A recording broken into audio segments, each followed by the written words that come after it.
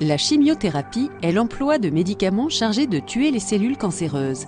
Ces médicaments anticancéreux sont généralement administrés par voie intraveineuse, IV, c'est-à-dire qu'ils sont administrés au goutte à goutte dans la circulation veineuse selon un rythme préétabli. Avec ce type de traitement, les veines sont soumises à rude épreuve avec parfois pour conséquence l'impossibilité de les solliciter de manière répétée ou à long terme.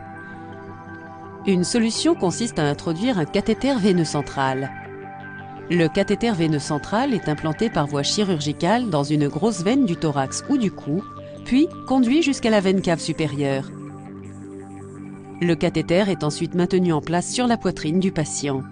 Une fois inséré, le cathéter veineux central peut être utilisé pour administrer des traitements par voie IV ou pour prélever du sang pour les analyses.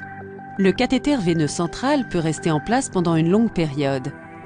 Il est une solution avantageuse pour les patients qui ont besoin d'une chimiothérapie au long cours. Un autre type d'accès veineux à long terme est le cathéter veineux périphérique qui, lui, est introduit dans une veine du bras ou de la main. Comme pour le cathéter veineux central, il est conduit le long de veines de plus en plus larges jusqu'à la veine cave supérieure. La seule différence, c'est qu'il est introduit dans une veine du bras ou de la main. Comme pour le cathéter veineux central, il est conduit le long de veines de plus en plus larges jusqu'à la veine cave supérieure. Ces deux types de cathéters permettent un accès veineux à long terme et évitent les piqûres fréquentes. Grâce au cathéter veineux central, certains traitements peuvent même être administrés à domicile. Cependant, ces deux types d'accès veineux comportent un risque d'infection. Il est par conséquent essentiel de respecter des conditions de stérilité et d'hygiène maximale lors de leur utilisation.